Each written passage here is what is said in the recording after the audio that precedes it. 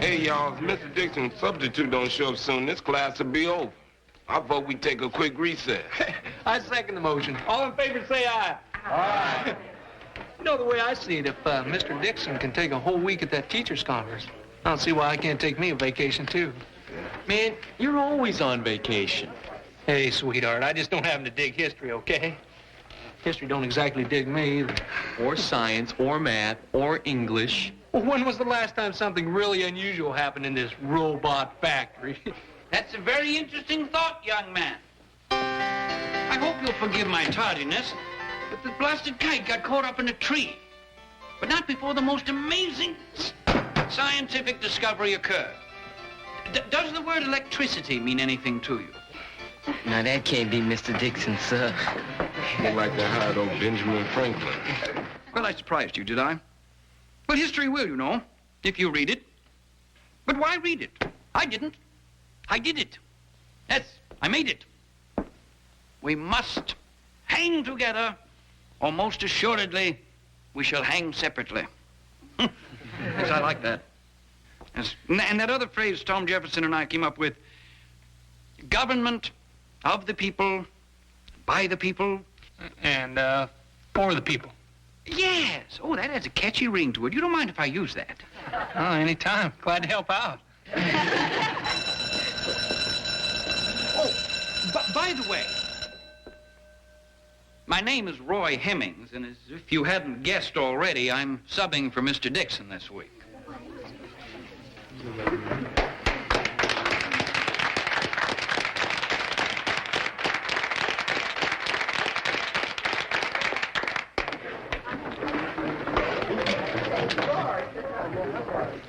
Mr. Hemmings? I'm Dennis Warmser.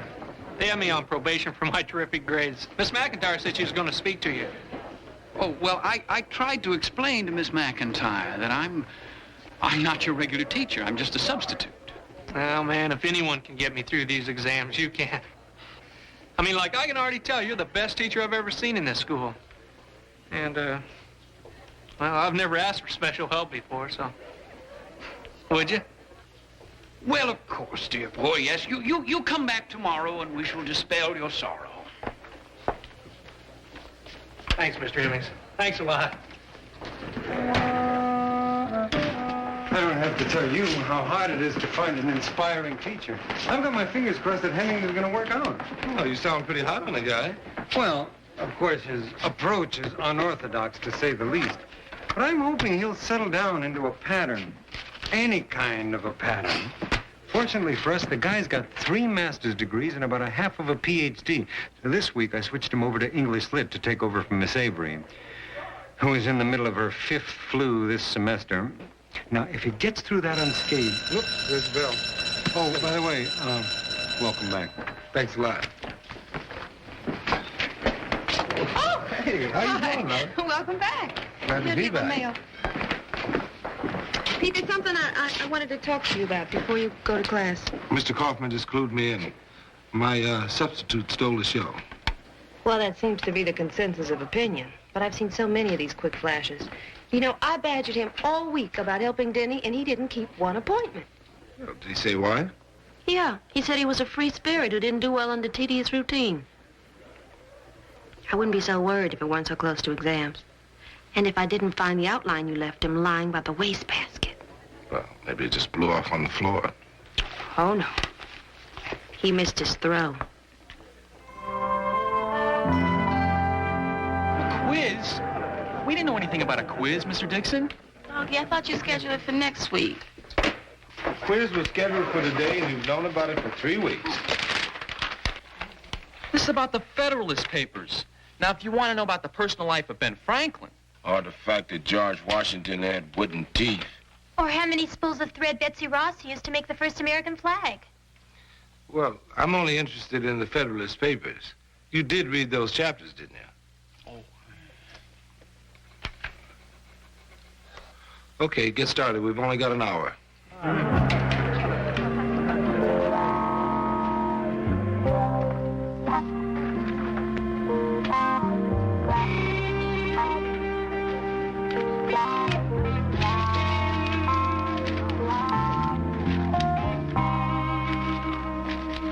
hot check tells me that we've got our work cut out for us. Everybody turn their paper? Denny?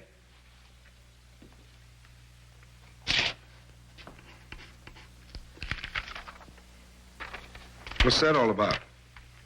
I'll mark my grade myself. Save you trouble. I got an F. Oh, Mr. Dixon, you're not gonna count this one little old quiz, are you? Yeah, you, kind of snuck up on us with this one. Okay, I'll tell you what. I'll schedule a special tutoring session after school at 3 o'clock. Is that fair enough? Can hardly wait.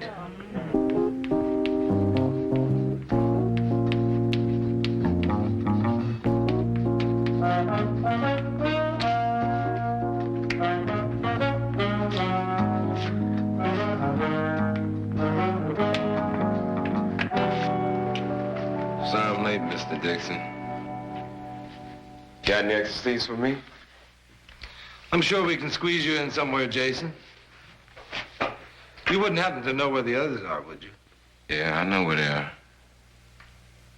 Hey, Mr. Dixon, if I tip you to something, will you get uptight?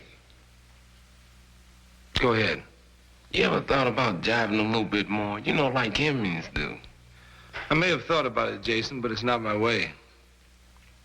You see, when it starts getting close to exams, I find it necessary to bear down a little harder than usual, even though it doesn't make me the most popular teacher in the school. I can dig it. Jason, where are the others? By a name I know not how to tell thee who I am. My name, dear saint, is hateful to myself, because it is an enemy to thee. Had I it written, I would tear the word.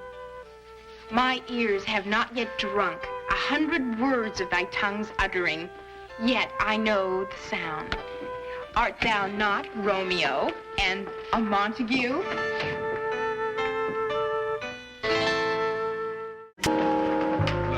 All I'm suggesting you do is have a talk with him. Some of my best students failed that quiz because he didn't follow the outline I gave. I gave a special tutoring session after school, and only 3 kids showed up. The rest were too busy listening to his readings of Shakespeare. I don't blame you for being annoyed, Pete. I think your reasons are valid. I should have come to you last week when I first saw what was happening.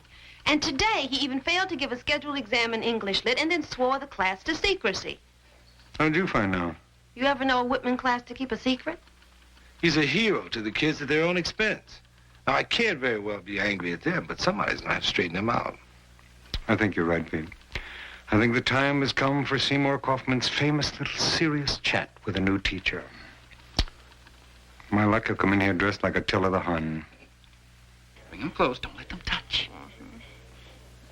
Hey, it worked. Yeah, it never fails. Cured many hiccupers in your day. Oh, a few, but none as beautiful as you are. Hi, Alice. Oh, hi, Liz. Mr. Hemmings, Mr. Kaufman would like to see you. Me? You sure he wants to see me? You or some facsimile. Well, thank you. Come in. You, wanted to see me, Mr. Kaufman? Yes, Mr. Hemmings, come in. By the way, for my sake, please relax. This isn't an inquisition. I'd just like to have a little talk to kind of iron out any problems we might have. Have a seat. Well, before you start, let me guess. I'm failing the audition, aren't I? No, you can level with me. Who complained? Was it Miss McIntyre? No, it was Mr. Dixon, wasn't it? Well, I always knew he was the jealous kind. Nobody's jealous, Mr. Hemmings. On the contrary, we're pleased. I might even say eternally grateful when a new teacher shows merit. I think you have merit. You're a stimulating teacher. I like that. But you'd prefer that I conform to the system, fit the mold, don't upstage the regulars, huh? No, I wasn't going to say that. I would prefer when you make an appointment to counsel a student who needs help, that you would keep that appointment. And I would prefer that you stick to the curriculum. Hemmings bombs again. Mr. Hemmings, We seem to be having a little difficulty communicating here. All I'm trying to say is that I think you have the makings of a first-rate teacher. And what I want you to do is to take that bag of tricks of yours and use it to really teach. Now, if you can get yourself to do just that much, next time you're in this office, I might be offering you a full-time job. Really? Well, I'm not sure I'd be all that interested in something full-time. Well, don't lose any sleep over it. I haven't offered it yet.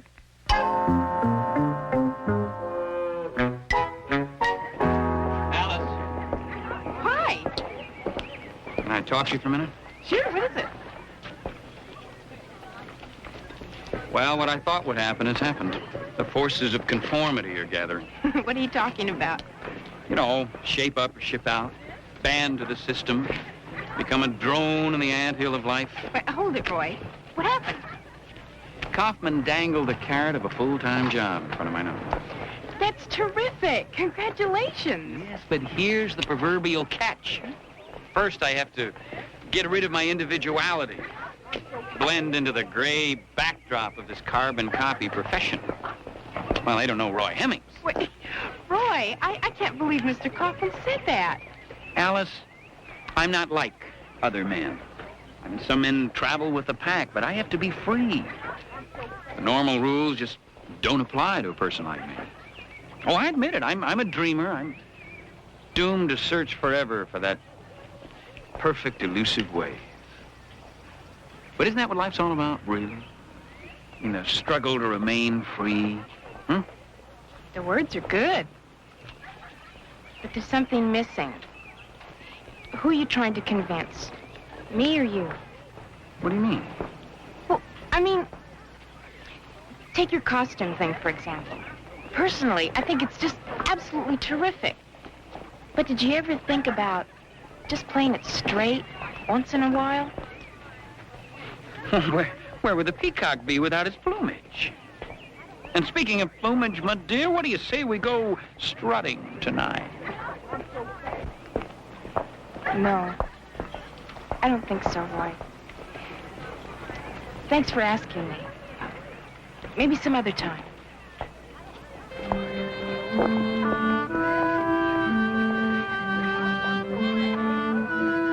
Jenny? Oh, hi, Mr. Dixon. I think it's about time you and I started tackling the books together. I don't need to tell you that you're about a half-inch away from getting bumped back a grade. Yeah, I know, Mr. Dixon. I'll be okay. Thanks anyway. Mr. Hemmings is going to help me. Are you sure about that? Yeah. He may have to wait till he finishes the last draft of his novel, but he's almost done. And you're just going to sit around and wait for it? Yeah. See, he and I kind of speak the same language. You know what I mean? Excuse me, Mr. Dixon. Mr. Hemmings. Hey, I thought if you had some time right now... I'm sorry, Danny, but I don't have time. Not now, and not later. Yeah, but you said we could get to...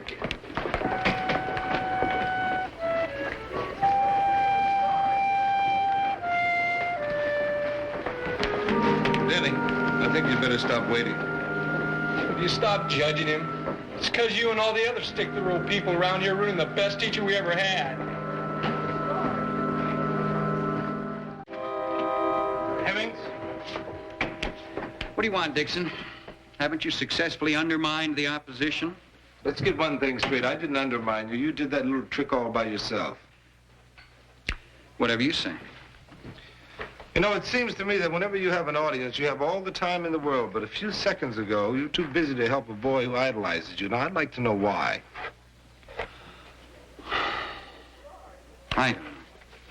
Don't get me wrong, Dixon. I like the boy. Nobody helped me. I've got my own life. And you know yourself, you start helping one boy like that, and then they all want to crowd into your life and take every spare minute. Well, that may be your idea of something worthwhile, but I have more important things to do. For instance? Well, didn't I tell you? I'm writing a novel. Well, I'm going to have a gallery showing of my paintings. I don't believe you. You know what I think? I think you're scared. Scared? Of what? Facing the truth about yourself. No, I don't think that you have ever totally committed yourself to anything. Oh, now that's not true. I'm committed to being free, to being an artist. Then why aren't you out there doing it? Living in a garret, suffering, or whatever an artist is supposed to do. Why don't you quit kidding yourself? You know what you really are? I'm afraid to ask. A teacher. Oh, no. I just do this part-time to pick up some cash. Oh, really? That's very strange. Your record shows that this year you've taught 63 out of 75 teaching days in 15 different schools. To me, that means you're a teacher. You see, very few substitute teachers are on the job as often as you. Now, why don't you face the reality that what you do is teach? Why don't you just settle down and do it with the same imagination and energy that you used to keep running away? And spoil a perfectly good scenario?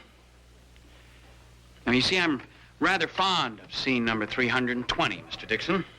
You notice I have my bags packed. And that's how it ends.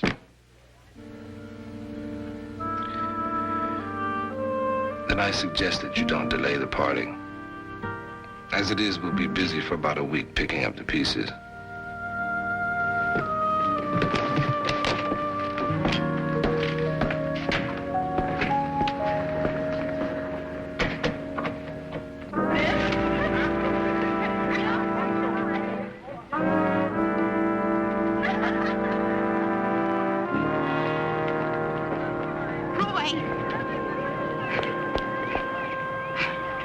When you make a getaway, it's clean and swift, huh?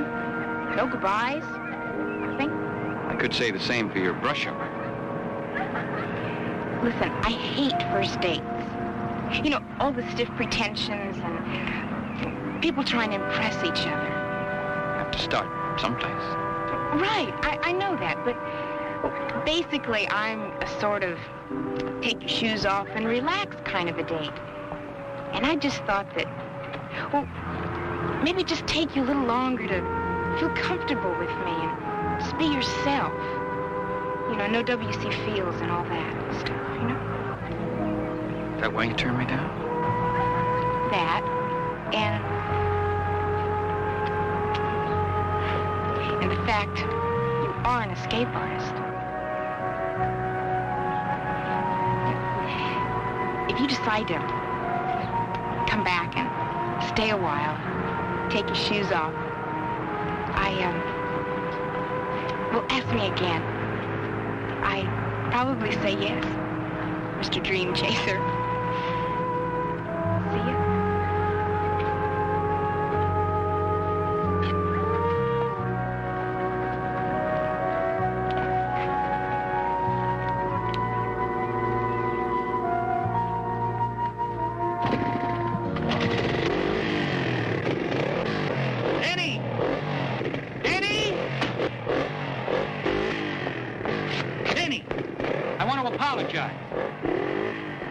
I said I want to apologize for putting you off all week. I guess I'm an expert at avoiding issues. Yeah. Well, if you'll give me a chance, maybe we can help each other. I mean, you're going to be sticking around, Mr. Hemmings? Well, for a while, at least.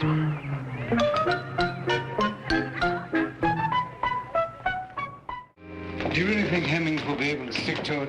Miss Avery called in sick again today. I think her flu is permanent. I don't know. He showed up today without his usual bag of tricks. Yeah, when he said good morning, he caught himself before adding my little chickadee. When we two parted, silence and tears, half broken-hearted, to sever for years. Mr. Hemmings, what did he look like? That's funny you should ask, then. Oh, here we go again. Well, I was just going to tell you. He was tall, slender. Well, where's the costume? Aren't you going to show us? No, not this time. Oh. Well, perhaps some of our friends from literature will stop by and visit with us. From time to time.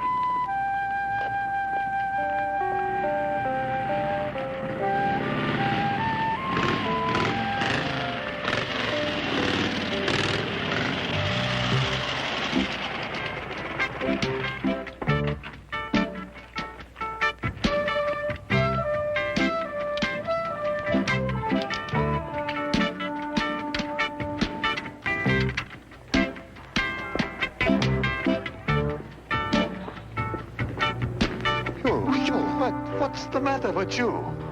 I don't know, man. What? You got no right. United States of America flag is sacred. Come on, man. It's a free country. Oh, freedom, yes. Not to insult, no. Bug off, mister. Now, you listen to me. Gentlemen, please. You'll be late for class. Yeah. Hippie! Hippie! You teacher and you permit disgrace for American USA flag? Not possible. Kulovich, tell us what happened. Yes, Mr. Kulovich, why don't you tell the class what happened? I already told you.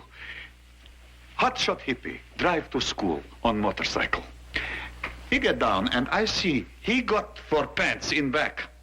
Cut out with scissors. American USA flag. No. When not displayed, American USA flag must be folded, stored, or burned. It's law. Yeah. That's right, Mr. Kulovich. And since you know that, why didn't you just tell him? Isn't it possible that he just didn't know? It's also possible to yell too much. I apologize. But American flag is something very important to me. Es verdad to all of us. To all of us. And to me, too. So let's go to work on what that flag means and what the Constitution means. I'm going to read the First Amendment. Oh, please, young gentleman, permit. A Congress shall make no law respecting an establishment of religion or prohibiting the free exercise thereof, or abridging the freedom of speech or of the press, or the right of the people peaceably to assemble to petition the government for redress of grievances. Yeah, I can also say the others, amendments and Constitution. I believe you, and I'm very impressed. But now, let's discuss what that really means. For example, the right to wear a pair of pants patterned after the flag. No, I disagree. But Mr. Kulovich, after reciting all of those freedoms under the First Amendment, well, shouldn't we include freedom of dress?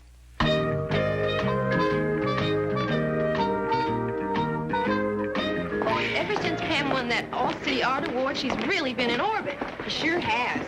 It had kind of a weird effect on her, you know? Yes, I've noticed. She's so detached. I mean, you talk to her, but she doesn't really hear you. It's as if she's listening to music only she can hear and painting paintings only she can see. Boy, talk about being in orbit. You sound like you're ready to join her. Oh, can I help it if I identify with artistic inspiration? Oh, boy. No, seriously. I've been thinking about open house, and artistic inspiration might be just what we need. You gotta be kidding. All right. Why isn't the period around the American Revolution suitable for open house? I mean, it was the beginning of American literature. Thomas Paine, Benjamin Franklin, Jefferson. Well, look, we're having a revolution now. And, man, it's hard sitting in here dealing with some stuff in a history book when we should be involved in what's happening in America today. Right. And if we don't watch out, the whole country's going down the drain. I think you've come up with a class project, Pam. What? Well, there's a revolution going on in America now. What does it mean to you? And how do you feel about your country? How can you express those feelings? Well, why not do exactly what Franklin and Jefferson did? Say exactly what you think.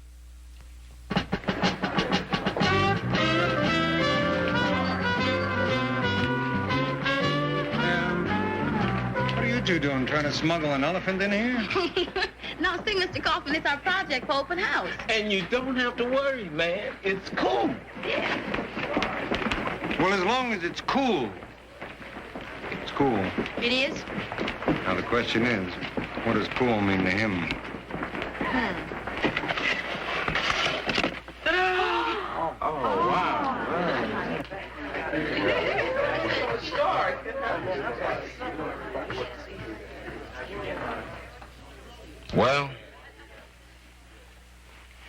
great. You really like it?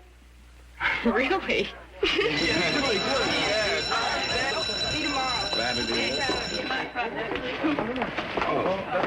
Caller. Hello, Bernie. Hello, excuse me. Hi there. Hi.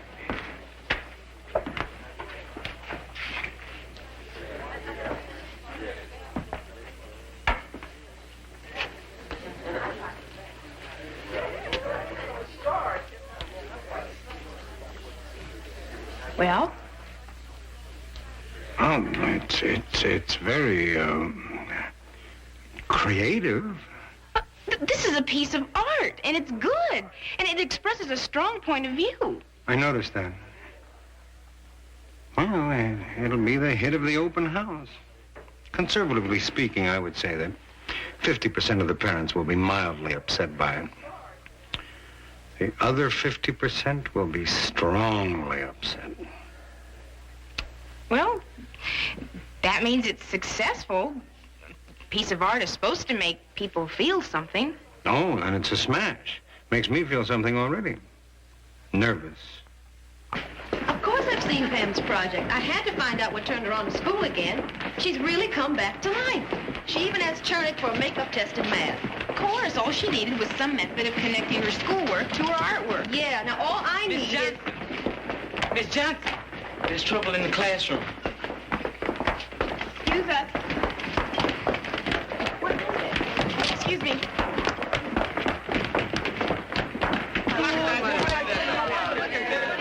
Ridiculous. You couldn't get away with that. Take a look, Miss Johnson.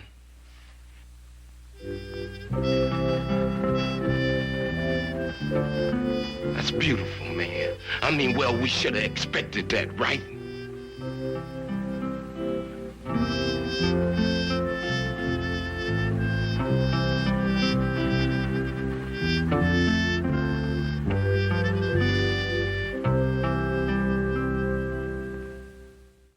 Now, who will be sick enough to do something like that? Hey, this is the kind of world we live in.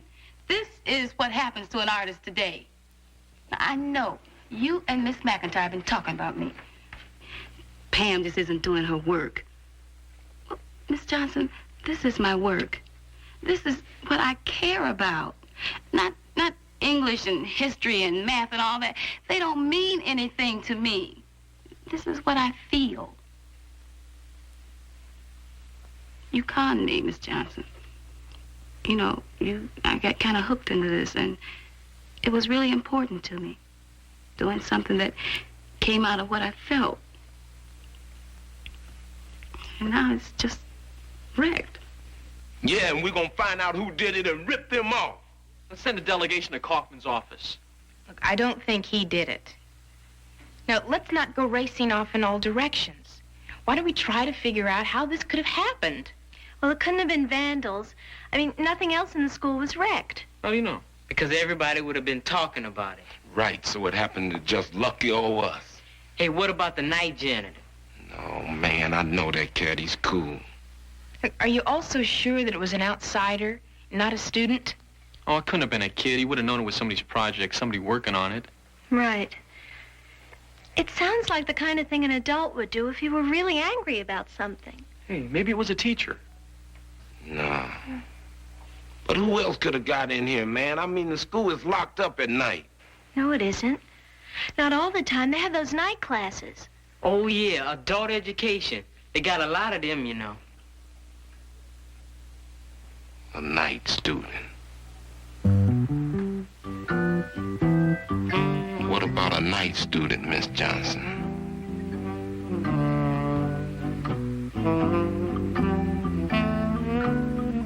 Of course was me.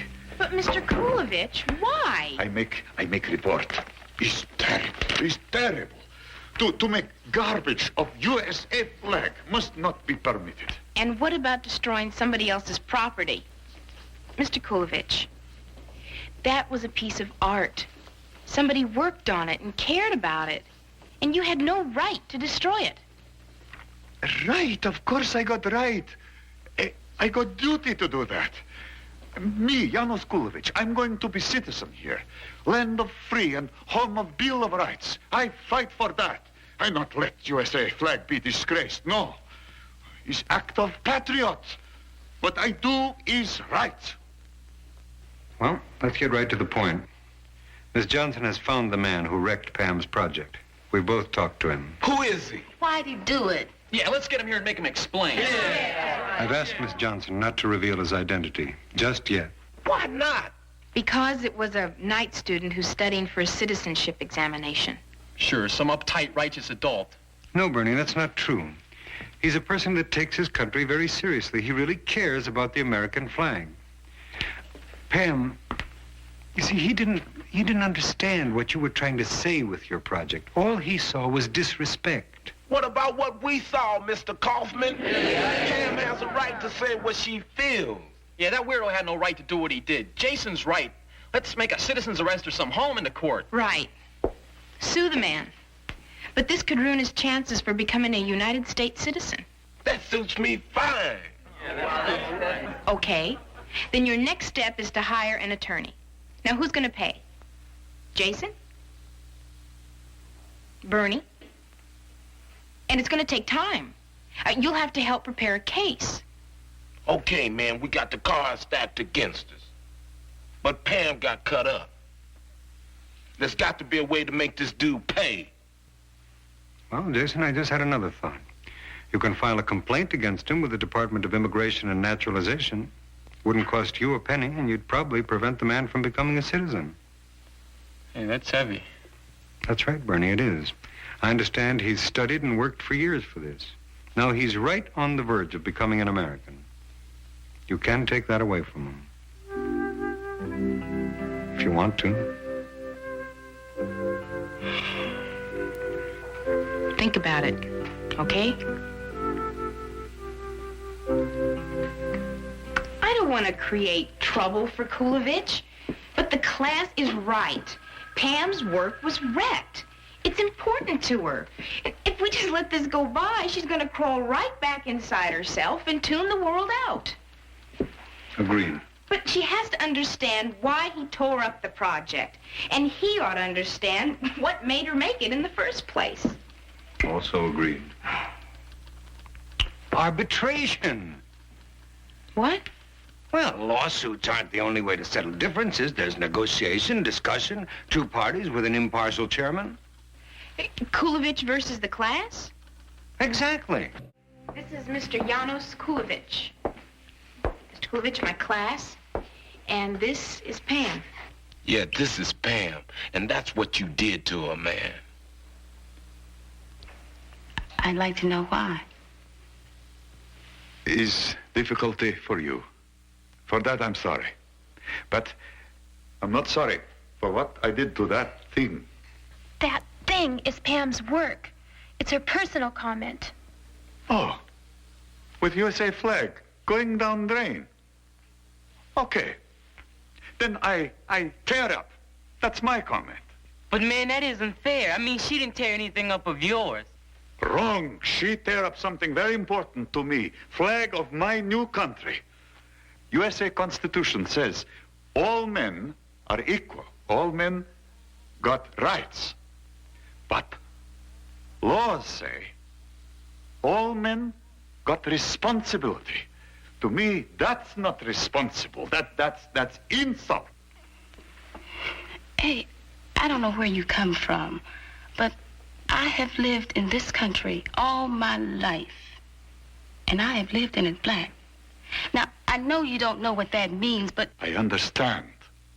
It's discrimination. It's against USA Constitution. But you're here in first-class school. You go wherever you want. You do what you want. World is not perfect place, little lady. I'm sorry. But believe me, America is closest to perfect there is the best. Believe you? Why? Why should I believe you? You are white. Now, that means, man, you just don't know. We have been shoved around here for over 300 years. Now you come sailing in here telling me it's a tough world, so just get back in the bus and shut up. No chance, no chance. Now you look at the flag and you see promises, right? I look at that same flag and I see promises I want kept. Now I have a right to say I am not satisfied.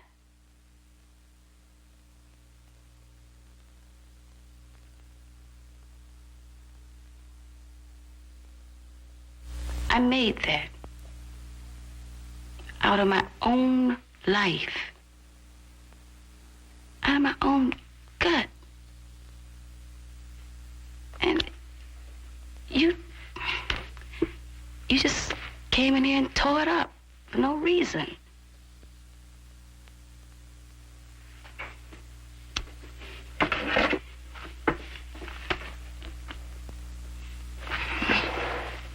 That's where that is.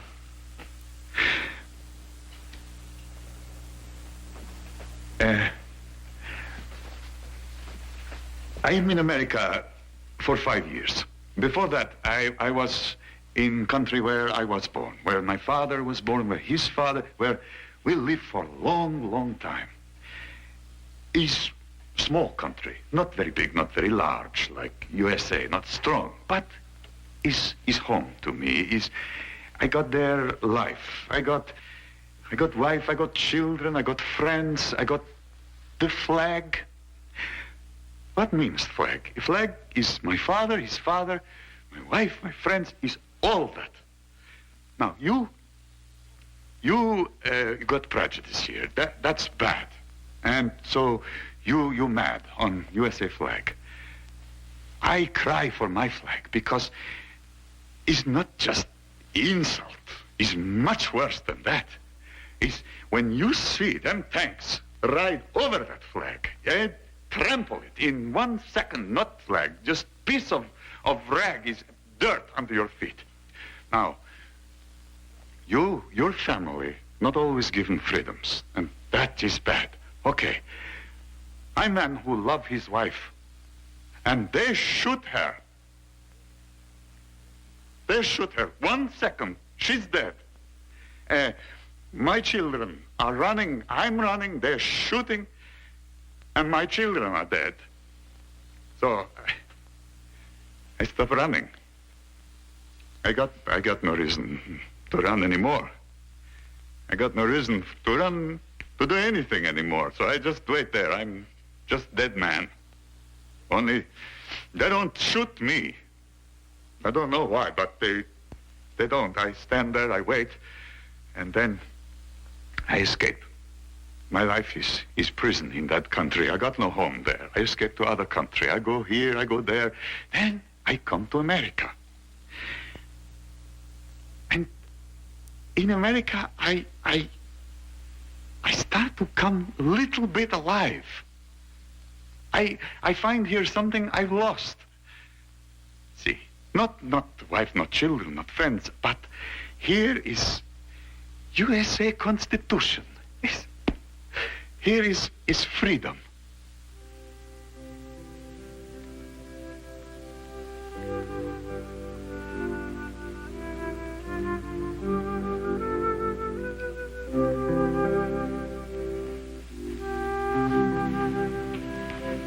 Here is USA flag. Here's what I got in my life.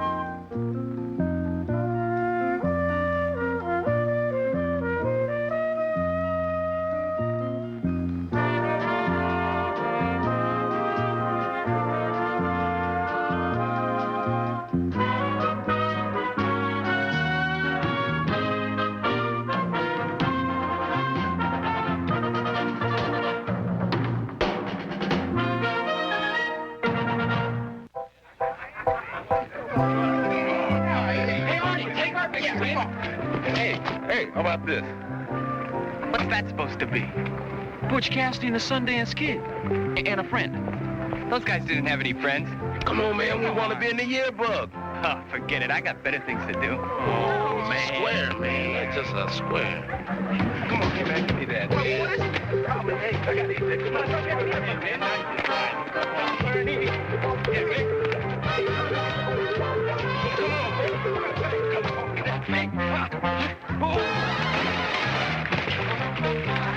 Now that's interesting. Smile. Well, what happened to you two guys? I stepped in a puddle. Same puddle? It was a big puddle. Jason, have you got a project for Parents' Night yet? I got lots of them. Such as? I was going to tell you tomorrow. Maybe I can help you. I sure do appreciate that, Mr. Dixon. Tommy, what are you going to do? Well, I don't know yet. Why don't you and Jason work on a project together? Me and him? Why not? In the first place, he ain't got no ideas, and I ain't got no ideas. What's the good of having no ideas together? Well, together you might get some ideas. Each of you has a talent. Put it together, you might come up with an interesting project. What's that? Well, you can write. Jason draws. Pick a topic and do a series of cartoons. Congratulations, Jason. It couldn't happen to a couple nicer guys. Knock it off, man.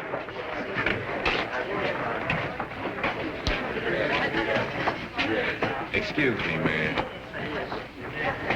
You got a problem, Tommy? No, Mr. Dixon. It's just that it might be better if I didn't work with Jason on a project. Why? Well, he doesn't want to, and I'm used to working alone. Well, for once, try a team project. Well, I mean, I don't know how much we have in common.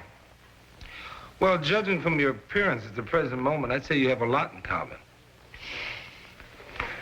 Thanks, Mr. Dixon.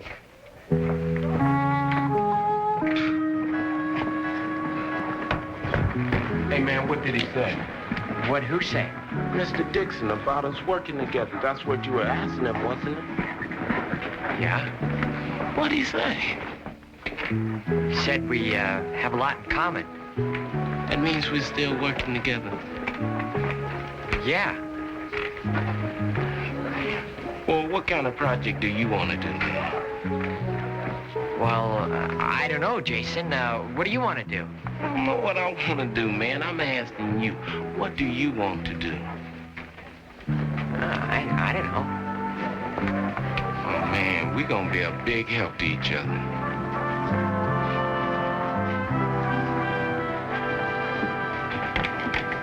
Oh, hi. Hi. When are we supposed to have our pictures taken? Thursday? Except better wear a shirt and tie, huh? That's right. You shouldn't look like you enjoy teaching too much. I just saw a most unlikely combination. Jason Allen and Tommy Burns, and they were all muddy.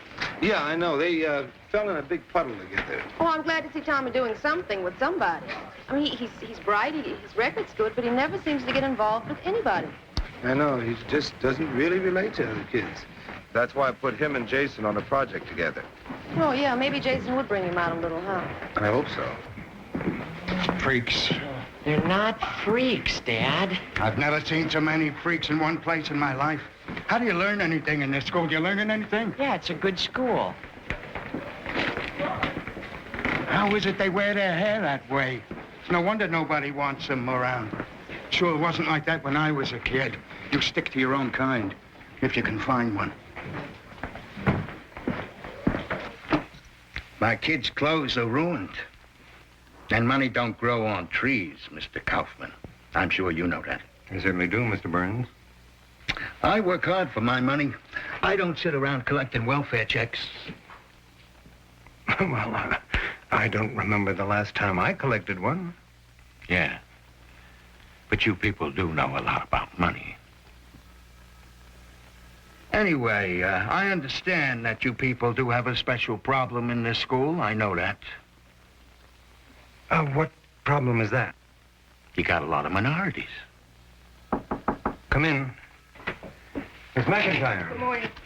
Morning. This is Tommy Burns' father. Miss McIntyre is Tommy's counselor. Hello. Hello. Mr. Burns was just explaining that we have a problem here because of minorities.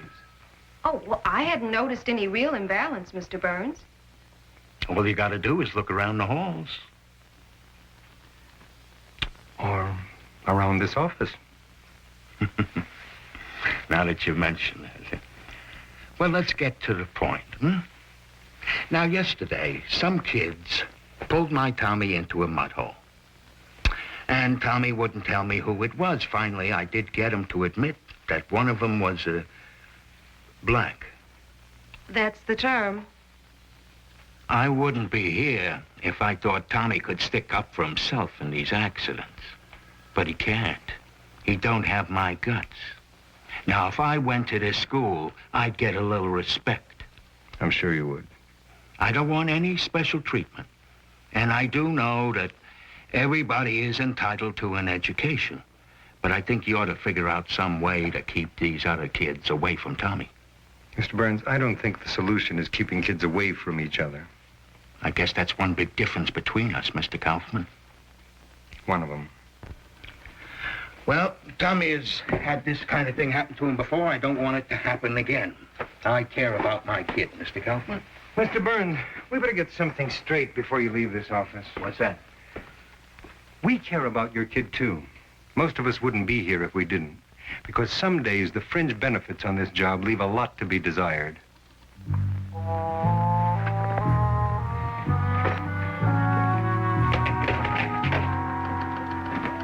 Imagine that. A real live bigot right here in this office. Not even a lovable one either. Hey, man, how you doing? This is a tough one. I'd rather write a term paper than do captions any day. Oh, I've got it. One hard hat says to the other, I'm going to vote. And the other says, if I were you, I'd vote for the candidate who's for increased medical benefits. Hey, man, out of sight. I can dig it. You know, this whole scene is turning out okay, man. Yeah. Now, just hold that, okay? Oh, Pete, how's Jason and Tommy Burns doing on that project? Well, I think that they might come up with something. I hope it's not Mr. Burns. Miss Johnson, it's for the yearbook, not a centerfold. I don't know why they don't use last year's picture. Haven't aged that much in a year. I wouldn't mind if they used pictures from several years ago. Okay, smile. Who's next? Liz, go ahead. No, you go. You've got a class next period. No, I have plenty of time. You go ahead, okay? Will somebody please go? I have a dog show to shoot in 1 hour. Oh, well, I wouldn't want to keep a dog waiting. I'll go. Pete, what I meant was, considering our friend Mr. Burns, I wonder if we're not doing Tommy more harm than good. I mean, by involving him in this work with Jason. Nobody's got to break out and live his own life sometime. Yeah, well, I hope he feels that way. I think he does. I talked to him recently, and he opened up quite a bit. Good. Smile. I am smiling. If we could only keep working, then we could finish tonight, though. Yeah, man. It sure is a drag. Yeah, it sure is. Hey, listen. Come on over to my house. We can work there. We can? Yeah. You sure, man? Yeah, I'm sure. Hey, come on over for dinner. Hey, man, you don't want to call home and ask your mother before? No, it's all right. Okay, man. I mean, if it won't cause no problem. Oh, no. No problem. No problem at all. Okay, out of sight. Come on.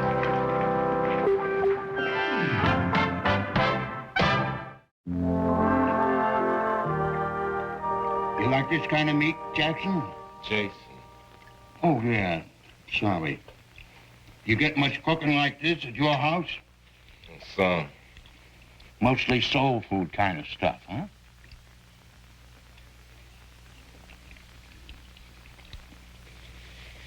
Well, thanks for the dinner.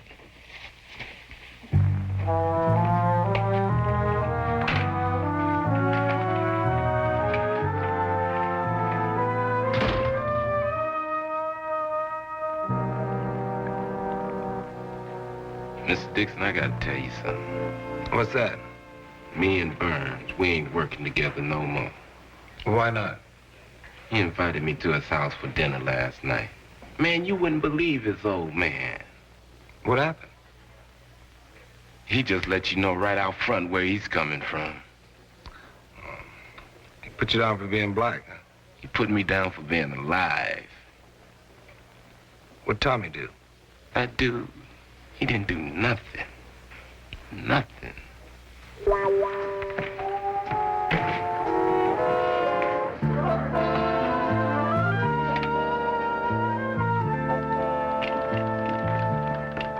Anything interesting? 3 marriage proposals. 3 marriage proposals? I was only kidding. Oh. I only got 1. From who? I was still kidding.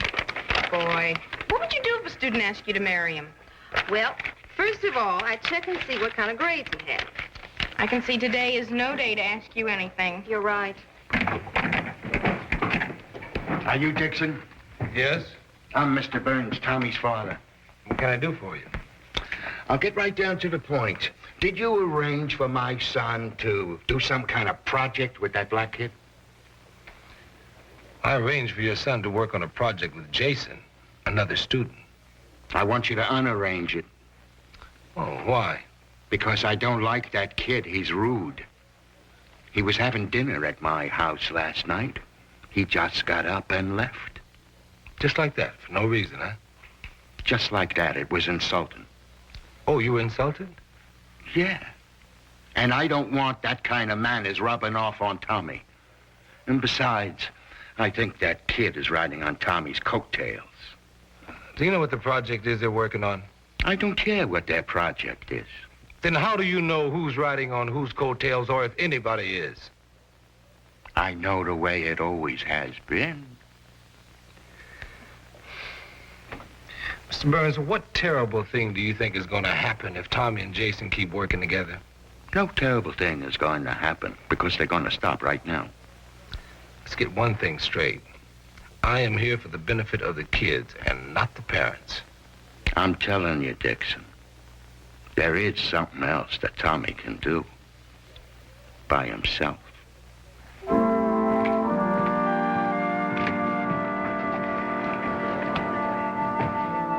But Jason's side is the whole story. My father never let up on him. My father, he's so out of it. Why do you think I have no friends?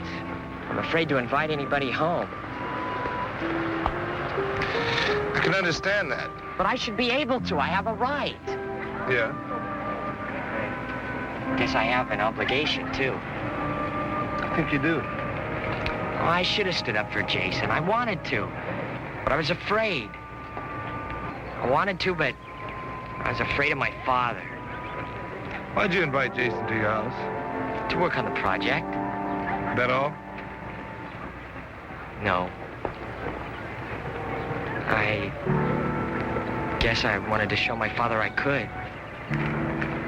To prove something to him and to me. I guess maybe I was using Jason. I'm inclined to agree with you on that. Dad said to cancel the project? That's what he said. What you do about the project is your own business, but don't use Jason again. See you later.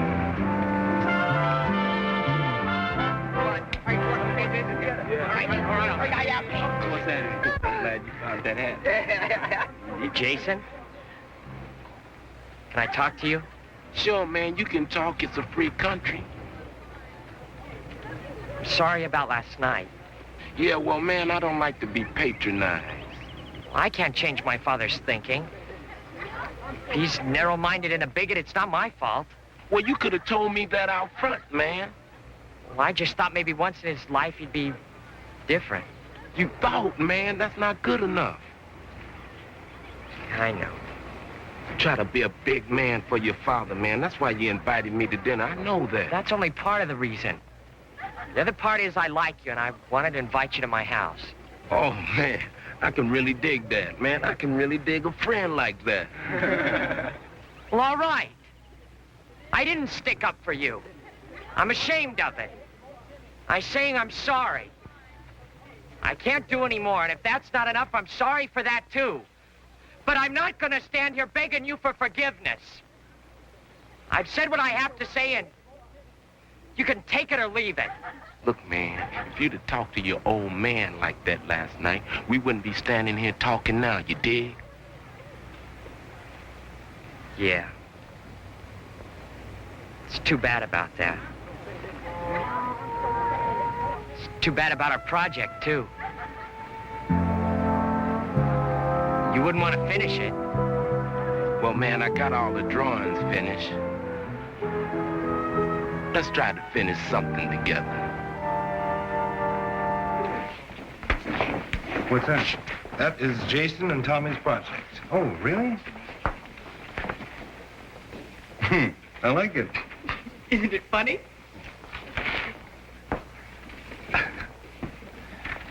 Well, that's it. Oh, Mr. Burns. Hello. No, Mr. Kaufman, Miss McIntyre? Yeah. This is Miss Johnson, Tommy's English teacher. How do you do? Miss Johnson, I'm real pleased to meet you, Miss Johnson. Thank you. Well, excuse me. I think I'm needed to dispense the punch. I'd really love to stay and chat, but woman's work is never done. Come on, Miss Johnson. I think they could use us both. Bye. Bye. I came early. I'm working a night shift this week. Mrs. Burns will be along later. Well, we'll be pleased to meet her. Did Tommy get something together? This? The Working Man in America, 1970s style. Take a look.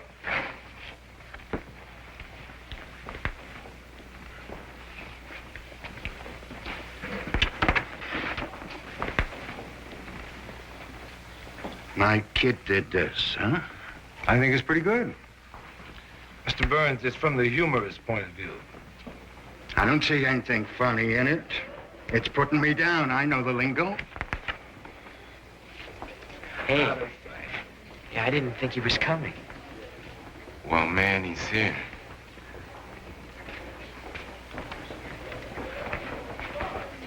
You still working with that kid? You two put this thing together? Yes? I thought I told you to cancel him out. You know something, Mr. Burns? I don't care what you said. I told you before, I'm here for the kids and not for the parents. I don't want to hear any of your liberal double talk. Look, it's not liberal. I made up my own mind about the project, Dad. All right, sonny boy. You hold it down, will you? Just try to hold it down and remember, I'm your father. Well, I know that. And I respect you for it. But I want you to act like one. Let me do what I want and stop trying to make me be like you. You live in a little box. I don't want to be like that. And what do you think you know about the real world? What do you think you know about how tough it is to get along? You just wait. Just wait until you get on the outside and you find that your friend is trying to take your job. Well, he's entitled to try. And who told you that? Your black pal? Oh, boy, are you prejudiced? Yeah, maybe I am. But for good reasons.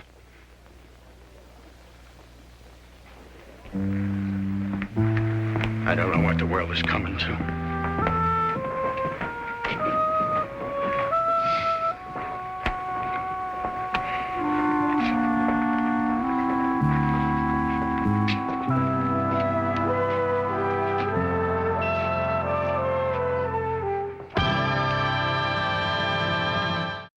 I knew I should have gone with last year's pictures. Look at this. Well, that's not bad. Hey, I like it. It's terrible. I just didn't feel very photogenic that day. But those are just proofs. You look fine once they print it up. Yeah, but yours and Pete's are great. Well, I like Pete's. I don't like mine.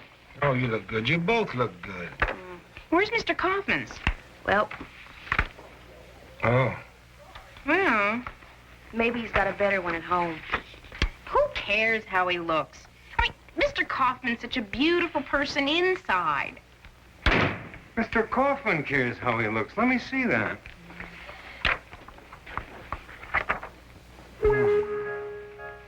It's a good thing for that photographer. I'm such a beautiful person inside.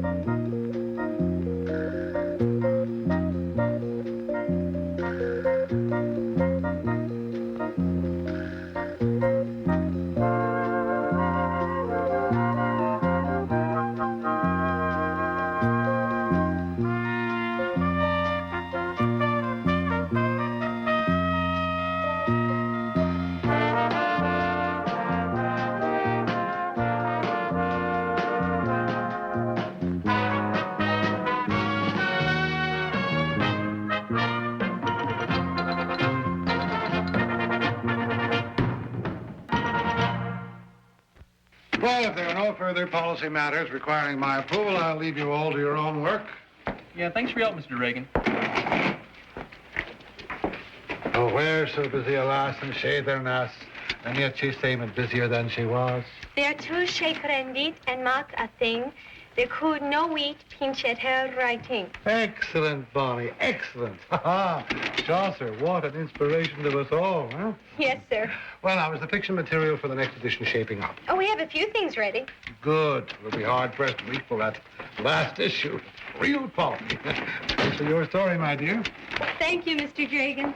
Oh, Bonnie, listen, I don't want to knock your stuff, but Mr. Dragan just doesn't know what's going to sell ads for this sheet. What do you mean? I mean that I agreed to try to keep the blue and gold in the black by getting people to advertise. But that doesn't mean getting the local fish market or drugstore. I'm after big stuff. I'm going to need your help in building up the fiction department. The fiction department is very strong. By Bonnie Sherman. The butterfly hovered over the nodding daffodil, then chanced to be sent. His soft, pastel-colored wings beating the air ever so gently. Come on. There's a symbolism there you're obviously missing. Obviously, so is everyone else at Walt Whitman. I doubt it. Well, ask him. All you're really doing is writing for you and Mr. Dragan. And Chaucer, an inspiration to us all.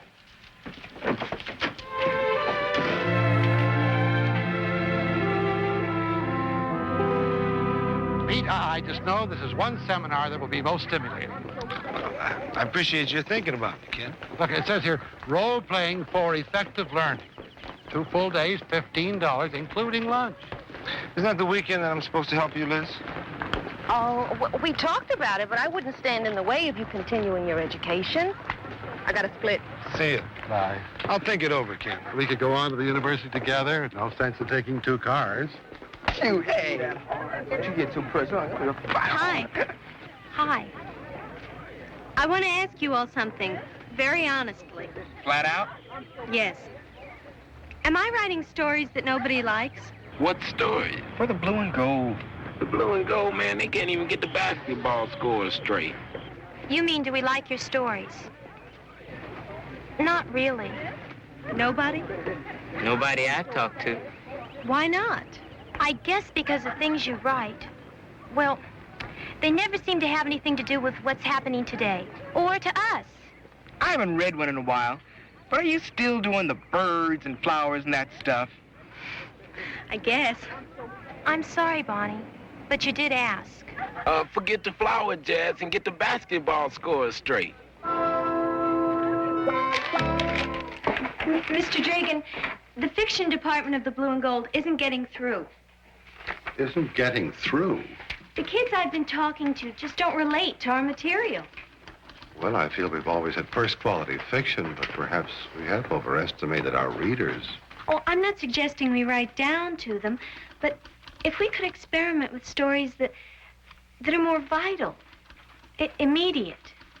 Yes, I like that. There should be an experimental aspect to our fiction. We should be able to bridge the gap and reach our audience. I'm so glad you feel that way, Mr. Dragan. I've written a story I'd like you to read. Oh, marvelous. It's very different from anything I've ever done before, but I found it exciting. Oh, I'm sure I will, too. I'll read it tonight. Thank you, Mr. Dragan. You'll always find me receptive to the exciting and the experimental, Bonnie. We must always continue to grow and to reach out. Well, enough of that. I'll say no more until I've read your story. Now to words spake Hay more than was need. Miss Sherman, Miss Bonnie Sherman, one moment, please. Oh, hi, Mr. Dragan. Have you read my story yet? I most certainly have. I've never had a more shocking or disillusioning experience in my life. You didn't like it? I found it conformed, unfortunately, to the standards of today, even to the explicit language. But, Mr. Dragan, we agreed we should try something different. This is the work of a confused and immature person. Certainly not a person to be entrusted with the fiction department of the Blue and Gold. Mr. Dragan, I don't think that... Miss Sherman, you are no longer on the staff in any capacity, effective immediately. Good morning. What's with the reluctant Dragan? He fired me from the Blue and Gold. He fired you? Why? Did you misquote Chaucer? Did you put a comma where there should have been a semicolon? I wrote a story. Can I read it? I don't care. Hi. Hey. This is a beautiful story. You really like it? Mr. Dragan hated it. Well, then you know it has to be good. He actually fired you? Can he do that? In the bylaws of the Blue and Gold, there's something about a student being able to appeal any rule made by the faculty advisor. Appeal to whom?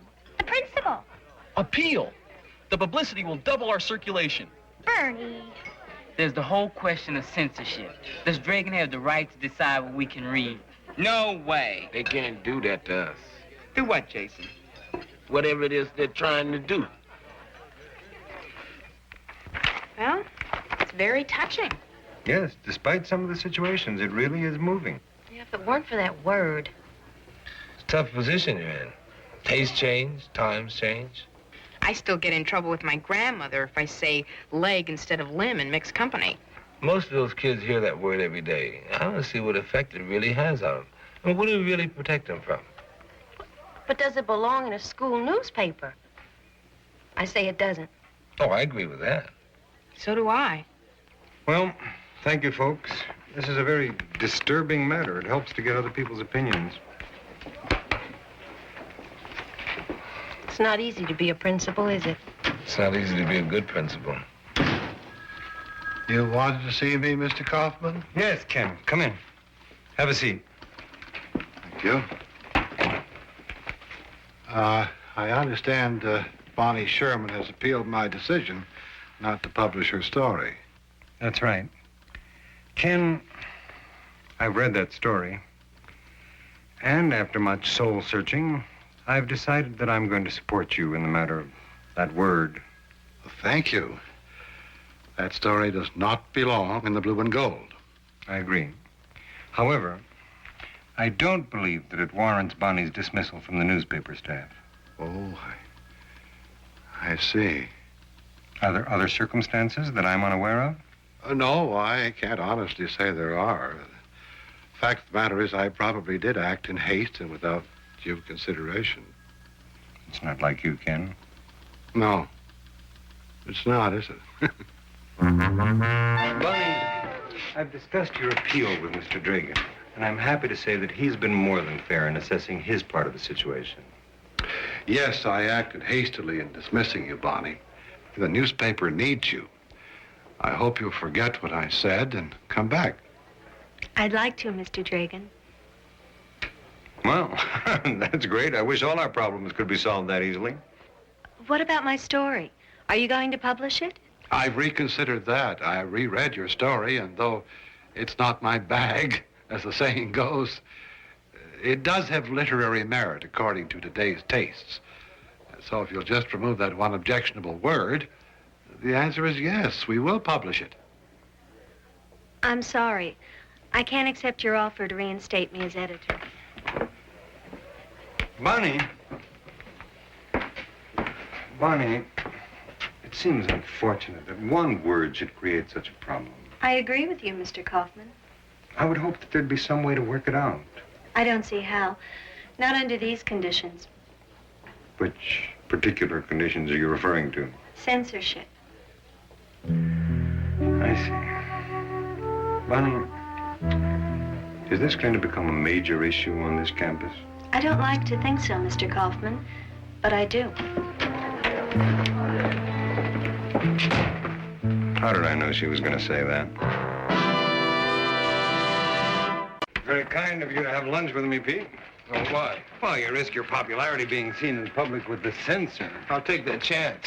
Mr. Kaufman, Mr. Kaufman. Yes, yes. You won't believe what's happening in the students' cafeteria unless you see it with your own eyes. Well, then I better see it. Not one student has been in for lunch today. Not one. All right. I see it. I believe it. Why? A boycott. A protest against some sort of censorship. What am I going to do with all this food? Can't you store it? I haven't got the space. I've got 500 sandwiches, thousands of French fries, and yards of rice pudding. Well, Miss Evans, you're welcome to use all the drawers on the right-hand side of my desk. After that, you're on your own.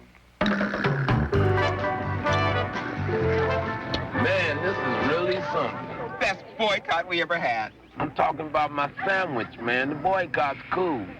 It's a tribute to you, Bonnie, not to me, to what we're fighting for. If it wasn't for you, we wouldn't be fighting. Can you imagine how militant he'd be if he really read the paper? If they had any doubts about where we all stand, this should give him the message. We should set up a timetable to strike against selected classes. Starting with Mr. Dragan. Yeah, and if they don't agree to publish, then a general strike. It sounds good to me. I hope they hold out that long, because the publicity would be great for circulation. And when Bonnie, we're fighting for a principle. Well, that's right. I keep forgetting.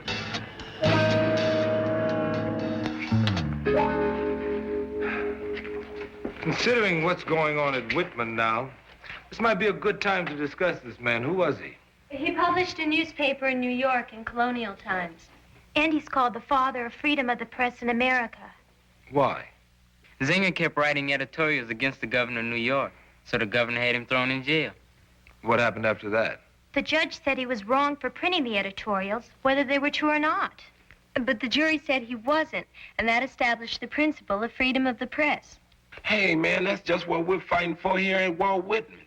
Are you trying to tell us something, Mr. Dixon? No. I'm just relating past history to present events. Do you agree with what we're doing? Well, if I were you, I'd consider the issue carefully before you decide to go to the wall. We have thought about it. And we're ready to go. Then you go. I must tell you, Mr. Kaufman, when I read that story, I couldn't believe our daughter had written it. Well, in many ways, it's an exceptional story. The language. I was really shocked. Well, then, perhaps you can appreciate my position. The reason I asked you to come in was to try to get your help in heading off an action that the students are contemplating. One that I think would only create dissension between students and faculty and ultimately be bad for everyone. You mean the possibility of a student strike? Yes. I thought if we got together, the three of us and Bonnie, that we could come up with some solution to avoid a strike. We wouldn't like to see it happen either, Mr. Kaufman.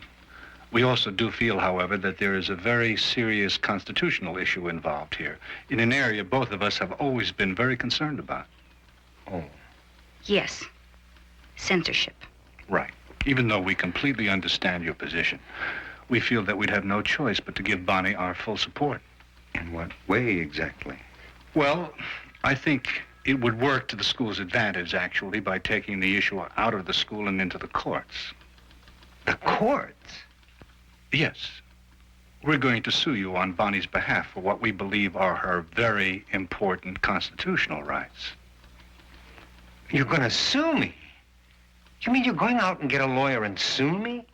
I am a lawyer, Mr. Kaufman. That makes it easier, doesn't it?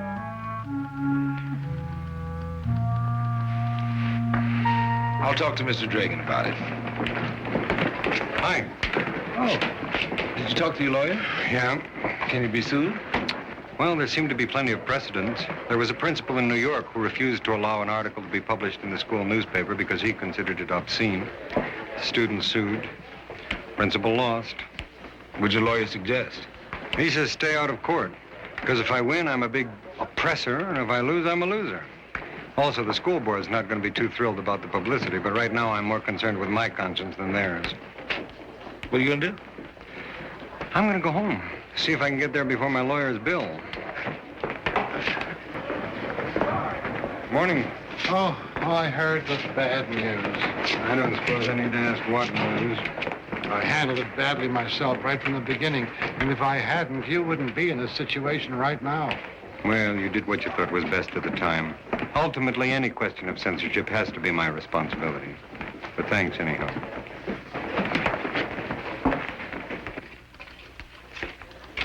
Oh, Mr. Kaufman. Morning, Miss Evans. I'm so glad to see you. I heard you were arrested. I don't think so. Oh, Mr. Kaufman. I heard about you being dragged into court. Well, it hasn't happened yet, Miss Johnson. Well, listen, I'll do anything I can to help. I've been to court. You have? What were the charges against you? Oh, I wasn't on trial. I was testifying as a character witness for a friend of mine. I'd be glad to do the same for you. Well, I'll certainly keep that in mind. Hey, you know, with all that's been happening to you, it's as if you got that chain letter and threw it away instead of me. Almost, yes. Well, listen, if you need me, I'll be there. Thank you. Oh,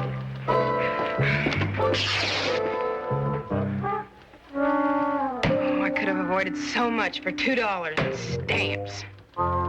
Why should you want my opinion? I'm not on the staff. Oh, I know, but I don't think we would have ever been offered this material before you began your fight to promote freedom of the press. So that's why I think that you're better qualified than most to judge. Now, if you wouldn't mind just taking a quick look at one or two, I've marked the appropriate passages. All right. Mr. Dragan, this is terrible. Do you think so?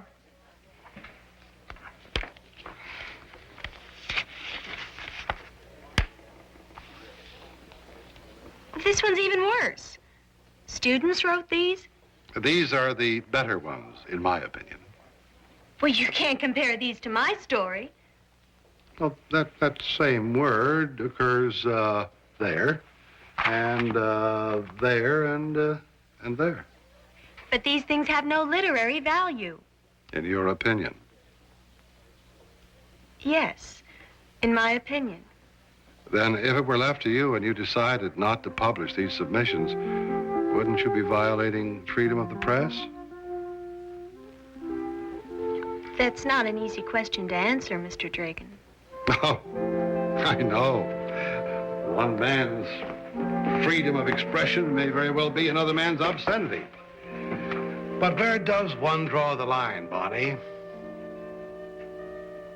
You know, when a man has the power to exercise authority arbitrarily, but does so wisely and with restraint, he's a very rare man. And we're quite fortunate to have such a man here at Walt Whitman. I'm referring, of course, to our Mr. Kaufman. But then, of course, that's just my opinion.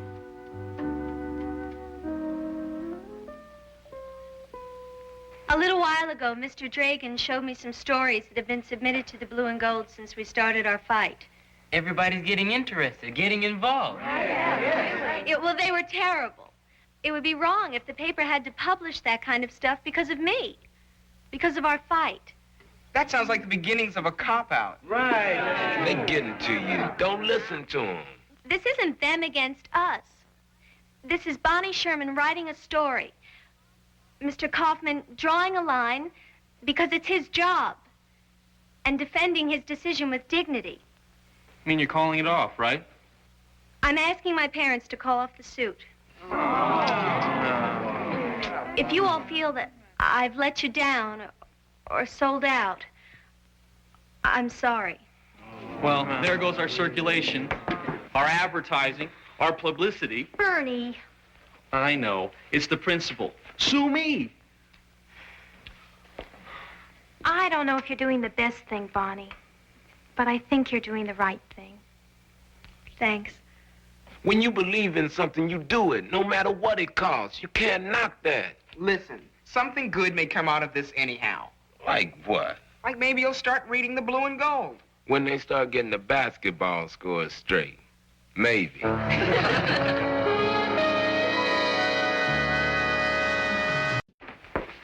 Hi, Alice. Don't interrupt me. I don't know how much time I have. How much time for what? To get 25 letters in the mail before I get caught in another round of disasters. Does this have to do with that chain letter? I got another one. They're giving me a second chance. I thought you didn't believe in that kind of superstition. Well, I really don't. Well, then what are you doing all this for? Yeah, you're right. I shouldn't. It's a waste of time. Isn't it?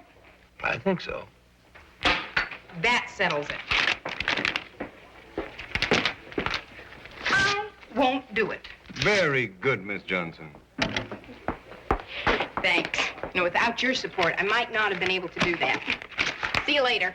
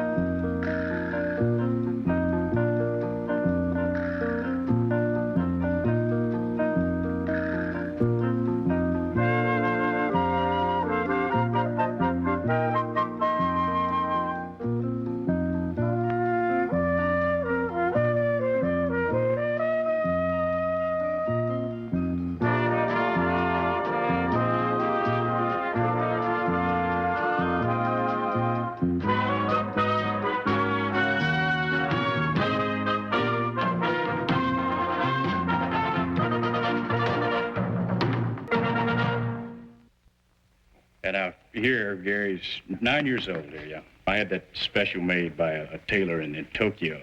I think we still got that packed away someplace. Gary's mother's very pretty. Oh, yeah. And she's beautiful. Very smart, too. Of course, she had her own way of doing things. In fact, she reminds me of Gary in that respect. I always wish Gary had known her a little better. Yeah, me too. What's this? Well, you can see there, it's just a couple of clowns. We buried each other in the sand. But it looks like one body with the two heads there, see? That was taken in France. You know, we've seen a lot of the world together. And I take it got an education in the process, huh? I hope so. Well, Gary's doing just fine in history. That's good. You know, I think it's very valuable for a military man to be good at history. Dad saw Patton 4 times. Well, I knew the man. I met him once. You'll see what I mean about that history, though, when you get to West Point. Is it tough to get an appointment these days? Well, it's pretty tough, but I can take care of that as long as Gary handles those entrance exams. I will. You know, the Army is somewhat like a big corporation today, Mr. Dixon. I'm just a foreman myself, but we're hoping when Gary's my age, he'll be on top, maybe have one of those big executive offices. I wonder what's going to happen to you and your enthusiasm when I outrank you. Start giving out the orders. Gary tells me that you're going on some kind of high school speaking tour. Yeah, that's right. Yes, the now Army wants me to do a little recruiting up in San Francisco. As a matter of fact, I was wondering if you'd be interested. No, thank you. I've already served my time. I was afraid you'd say that. Thank you very much. Good to see you. Nice talking to you. Bye. See you later, Gary. Bye.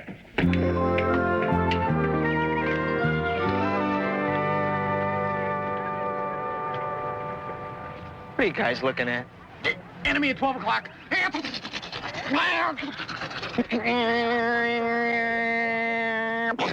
Oh, man, you in for it now. You just wounded John Wayne, and that makes him mad. Don't you guys ever get tired of kidding around? A good officer never loses his sense of humor. Okay, I give up. He ain't even in the Army yet, and already he's surrendering. Man, you're the first guy I ever knew that wanted to get in. Well, that's because him and Joyce want to get married under crossed swords. Now, wait a minute, guys. I just date the girl. Besides, a West Point cadet can't be married. Oh, that's what makes him so mean. Okay, I'll see you guys later. Are you meeting Joyce? No, she's not in school today. She's got a bad cold. Hey, you're out of step. I have a right to know.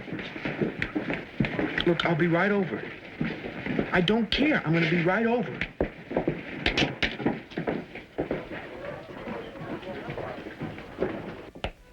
Oh, you finished?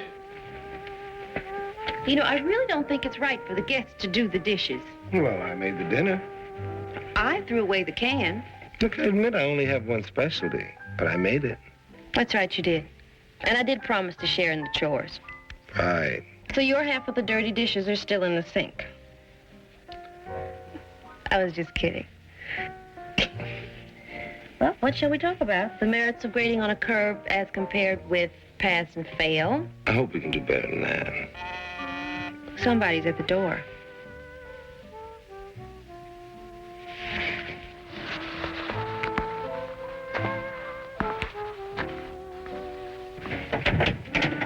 Mr. Dixon? Oh, hi, Gary. What brings you here? Well, I was wondering if I could talk to you for a minute. Well, come on in. Hello, Gary. Hi, Miss McIntyre. I'm sorry, I didn't know you had company. I can talk to you tomorrow. Gary, would you rather talk to Mr. Dixon alone? Well, would you mind? No, I can go for a walk. No, wait a minute. Please stay, Miss McIntyre. Maybe you can help. Okay. Come on in. Sit down.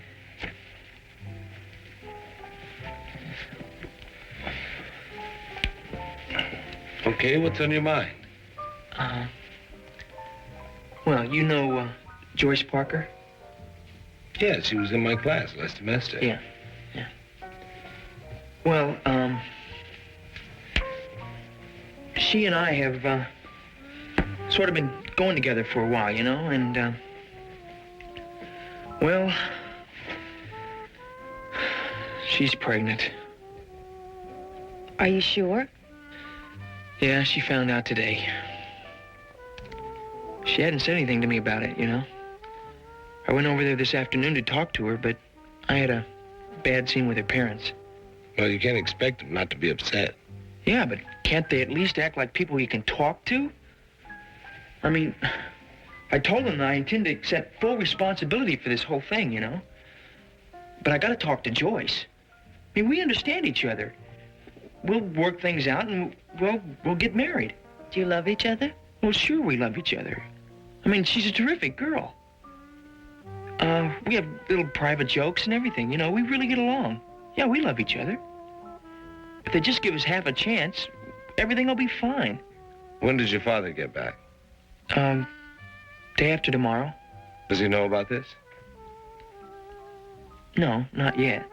Well, don't you think you better call him? Yeah, I guess so. You're welcome to use the phone in my bedroom. No. I think, I'll probably wait and call him at home.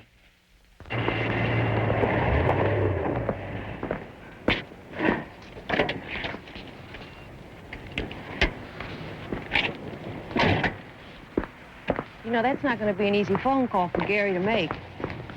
It's not going to be an easy phone call for Gary's father to get. Well, Pete and I figured you'd want to be aware of it. Thanks. Of course, pretty soon everybody will know. This kind of news gets around. Mr. Kaufman, I know we're not supposed to, but isn't there any advice? I mean, any way we could counsel them? Liz, the rule says the school cannot get involved in family matters. You know that. But we know some of these kids better than their own families do. That's right. You know, this has happened at every school I've ever been to, and every time it happens, I just get more frustrated. And we're supposed to guide. Well, I console myself by asking if I could get involved. What would I tell them anyhow? What would you tell them? I don't know. Each case is so different. I mean, nobody was answering the phone, so I thought I'd go over there, you know? And one of the neighbors said that Joyce and her parents just drove off last night. They just took off. Do you have any idea where they might have gone? I don't know. I mean, I can't figure it out. How am I supposed to get things together with Joyce if I can't even talk to her? And what about me, my rights? I mean, it's my kid, too. This shouldn't just go off. What does your dad say? Well, he's cutting his trip short. He's going to be back late today. He didn't say too much, but I could tell he was pretty mad. But he'll come around, though. I mean, I'm doing the right thing. And he's always been pretty big on that. Sure he is. You know, at first it seemed like I was doing the right thing, but now I know everything's going to work out. I mean, I'm really looking forward to it, you know? I mean, I've been, going to school for 12 years? It'd be nice to look forward to a change. There's a lot more to it than just change. You're talking about a whole new way of life. Yeah, I know. But I can take the responsibility. I can take care of a wife and kid. I'll go to school at nighttime and, work during the day. A lot of people have done it, but it's no picnic. I'm really looking forward to it. And being a father. I mean, I'm pretty handy around the house. I can even cook a little. You cook? A little? Probably make some of the furniture. Better start with a crib. Yeah, I think that's one of the things you're going to need. I wonder if it's going to be a boy or a girl. I want to know what you've been telling my son. What do you mean? I mean, I don't like some holier-than-thou school teacher telling my boy what to do about his future. Well, what's it got to do with me? You're the one he went to when I went away. Now he's talking about getting married. Well, did Gary say that was my idea? No, he didn't say that. But kids are influenced by people they admire. You know that. I know. And Sergeant Webster, you're the one that Gary admires the most. And it's your influence that he feels. You didn't push him? A little? I didn't push him at all. Marriage is Gary's idea. Well, I didn't try to talk him out of it. I didn't try to talk him into it either. The only advice that I gave Gary was to go talk to you. You told him that? Yes, I did. Well, he came to me, all right, started telling me about these new ideas he's got. Well, I'm telling you, he's messing up his life if he marries that girl. You mean as far as West Point is concerned? That's right. Look, they don't have to have this kid.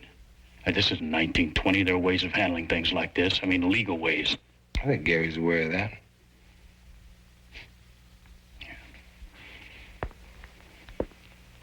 I'm sorry for flying off the handle like that.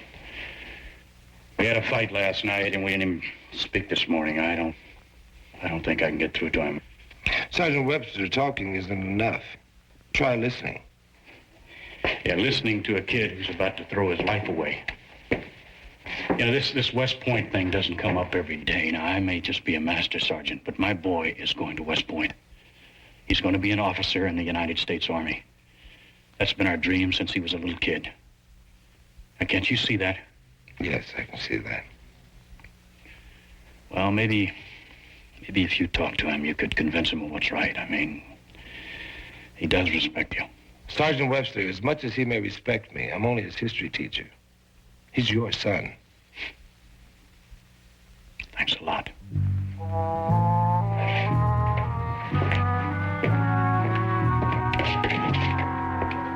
From what you tell me, Sergeant Webster seems more concerned about Gary the cadet than Gary the son. I doubt that he sees the difference. Gary seems to have a mature attitude. Even if he's not ready to be a husband and a father, he's acting with responsibility. I wonder. What do you mean? Well, Gary says that he wants to do the right thing. That usually means doing what's expected. Is it what he really wants? Or what Joyce Parker wants?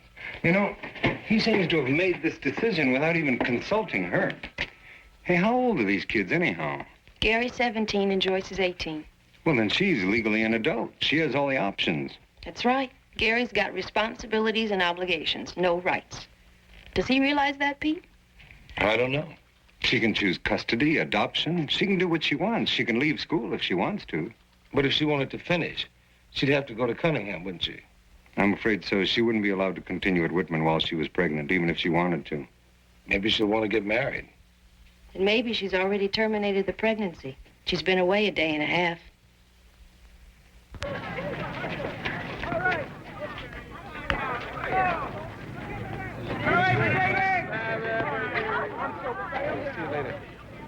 Hey, Mr. Dixon? Oh, Gary. Hi. Joyce still out of town? Yeah. Why do you suppose that is, Mr. Dixon? Oh, I don't know. Maybe they're just trying to work things out. Yeah, well, I don't think they should work anything out without me. I'm the father. I mean, he's my kid, too. That's true, but do you know what your legal rights are in a situation like this? No. What are they? You don't have any. I don't have any legal rights? Not at 17. Well, what kind of a deal is that? It's a rough deal, but that's the law. So maybe your father can be of help. I won't need any legal rights. Did get a chance to see my father today? We talked. I suppose you noticed his way of changing the rules as he goes along. What do you mean? He always told me to act with honor, to do the right thing, and then when I do, he tells me I'm wrong. Oh, after 17 years of planning on West Point, maybe he's a little disappointed. Yeah, well, I'm a little disappointed, too. I guess I was kidding myself when I told you that he'd understand. You give him a chance. Well, why should I give him a chance? All he did today was yell at me about how am I going to support a family? How am I going to get an education, you know? Am I being fair to Joyce and our baby? Don't you think those things really matter? Well, yeah, but it's more like a cop-out for him. It's like a convenient excuse for me not to marry Joyce, you know? I'm going to raise my kid differently. You know, I'm really looking forward to that. You know, being able to influence somebody. It can be rewarding. Right. I mean, that's a father's job. I mean, it's a full-time job, too, to teach a kid respect for self. I mean, that's an important word to me, Mr. Dixon. I mean, by helping Joyce, I'll be helping myself to respect myself. You certainly don't sound like you've been brought up by someone who runs away from things. You want to lift home? No, thanks. I'm gonna stay with a friend tonight. Thanks anyway. Where did you get that? From Miss Johnson, man. She's trying to get us interested in the classics. Yeah, well, I'm interested. Read me some more. Okay, here's From the Tale of Two Cities. That thing by Dickens, right? Not so you know it, man. It's a far, far groovier gig than I ever dug before. It's a far, far groovier way than I ever crashed before. Hey, man, where you going? Joyce is back. I just talked to her. She wants me to come right over. Hey, say hi to her for me, will you? Okay, I will, Brady. Hey, thanks a lot for letting me spend the night last night, especially after what happened yesterday. Oh, that's okay. I'll let my good friends push me around. Thanks, guys. I appreciate it. Okay, see you later. Okay, see you later. I guess getting married is better than the Army. Yeah, I guess. A little.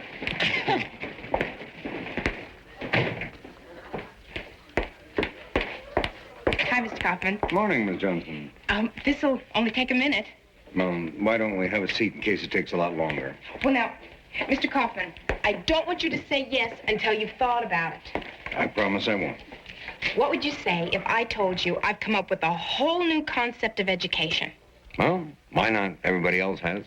Well, read for yourself. One reading's worth 1,000 words.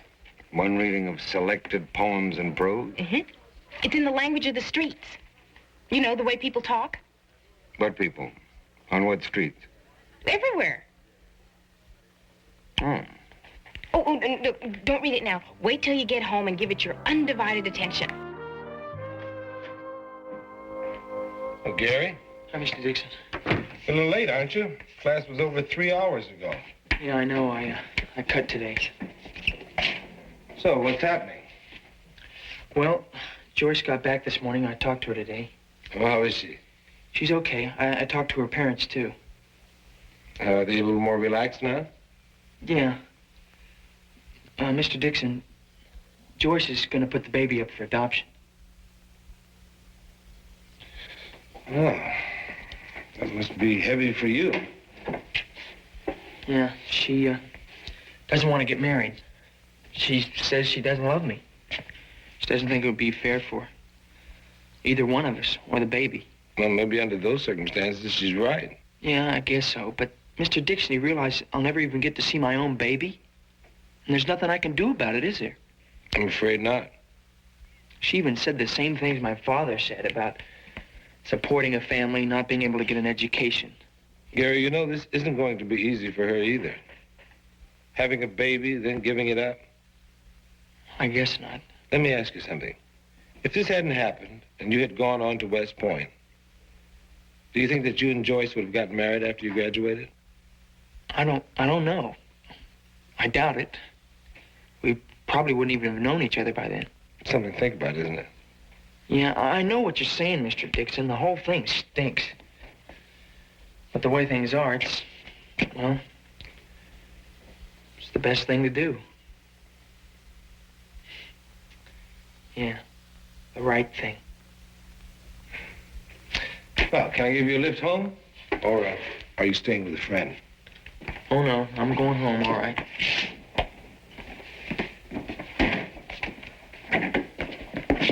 Oh, Sergeant. Dixon, Hi, dear. everything all right?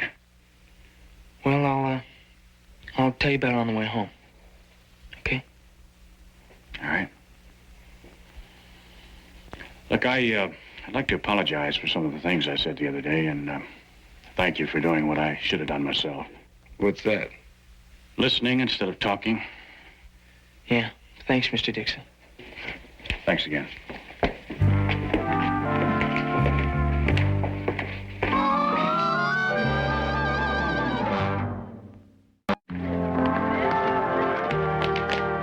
You mean you really can't see it?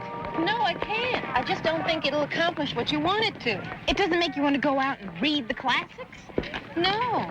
It makes me want to watch television. Oh, there's Mr. Kaufman.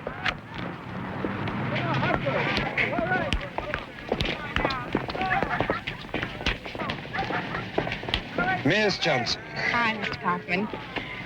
Well, what'd you think? What I thought... Well, let me put it this way, Miss Johnson. I think the idea of approaching the students in an oblique way to interest them in the classics, which they wouldn't be interested in otherwise, I think it's a good idea. But? But I have read this volume from cover to cover, and... And? Well, look, when Edgar Allan Poe wrote it, the Raven said, "Nevermore." Doesn't that sound great? Nevermore. I mean, I just can't reconcile myself to no way, man.